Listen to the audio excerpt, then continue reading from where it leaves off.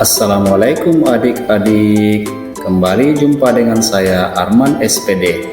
Kali ini kita akan belajar tentang getaran pada bandul. Getaran pada bandul merupakan materi mata pelajaran IPA kelas 8 semester genap. Mari kita mulai belajar. Adik-adik, tujuan pembelajaran kita kali ini adalah yang pertama, adik-adik dapat menjelaskan pengertian getaran. Yang kedua, adik-adik dapat menjelaskan simpangan dan amplitudo pada getaran bandul. Yang ketiga, adik-adik dapat menentukan jumlah getaran dan waktu tempuh getaran pada bandul. Yang keempat, adik-adik dapat menghitung frekuensi dan periode getaran. Hari ini kakak sangat senang bisa menyapa adik-adik. Hari ini apa kabarnya? Hari ini kita akan coba mempelajari apa itu getaran. Dan kita juga akan mempelajari besaran-besaran yang terkait dengan peristiwa getaran. Ayo kita simak tayangan ini yuk. Semoga memberikan pencerahan untuk adik-adik. Getaran adalah gerak bolak-balik secara periodik suatu benda melalui titik kesetimbangan.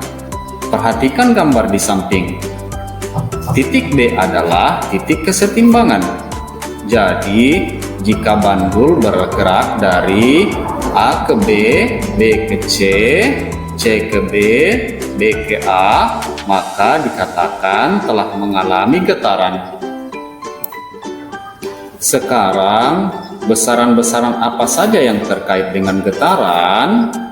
Ya, benar. Besaran-besaran yang terkait dengan getaran meliputi simpangan, amplitudo, periode, dan frekuensi. Mari kita pelajari bersama besaran-besaran tersebut. Simpangan adalah jarak antara kedudukan benda yang bergetar dari kedudukan setimbangnya. Mari kita perhatikan gambar ayunan bandul di samping. Simpangan adalah jarak dari B ke A atau B ke C. Bagaimana adik-adik sampai di sini? Sudah paham kan apa itu simpangan?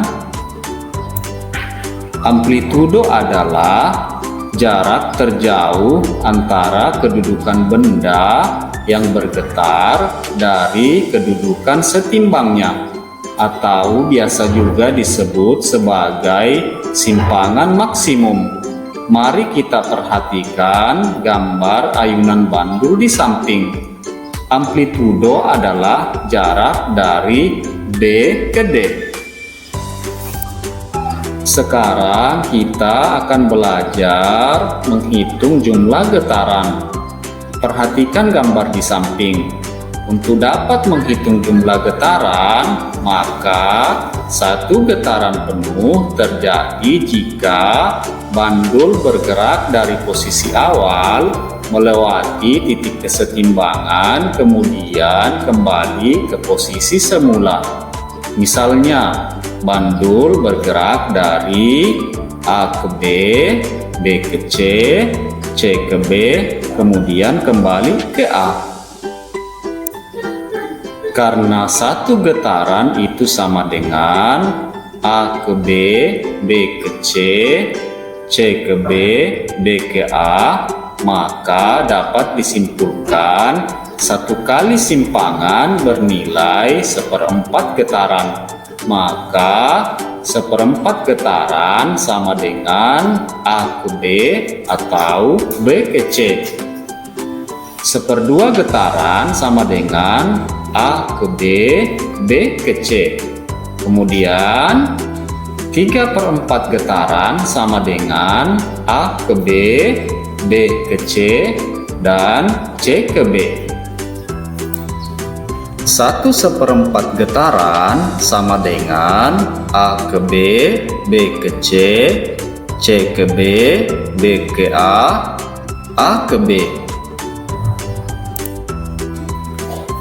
1/2 getaran sama dengan A ke B, B ke C, C ke B, B ke A ke B, B ke C.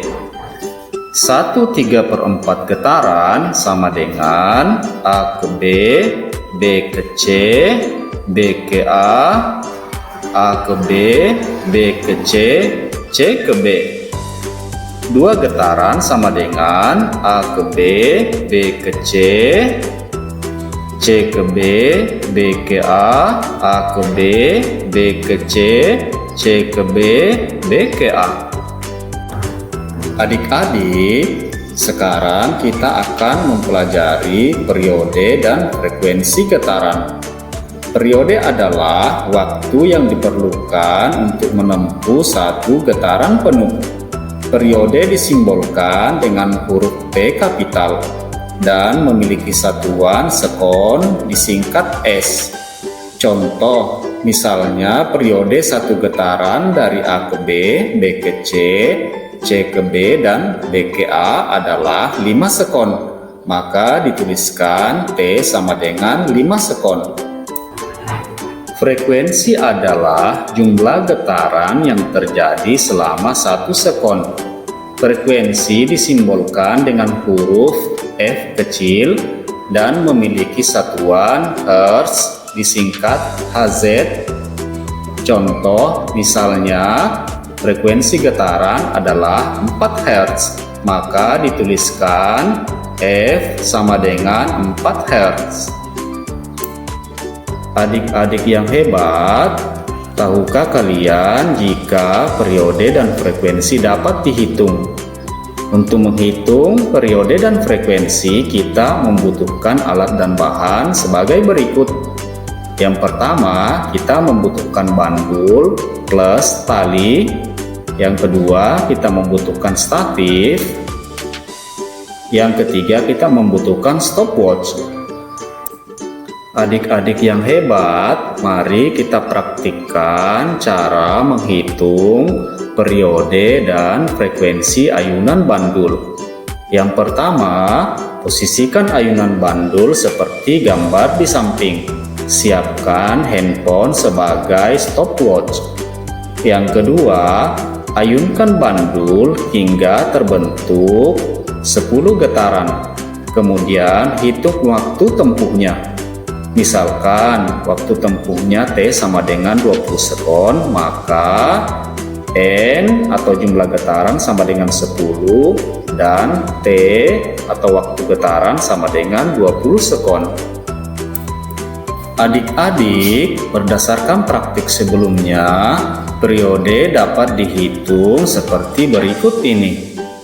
T atau periode sama dengan waktu tempuh getaran dibagi dengan jumlah getaran atau T per N sama dengan 20 sekon dibagi dengan 10 kali getaran sama dengan 2 sekon.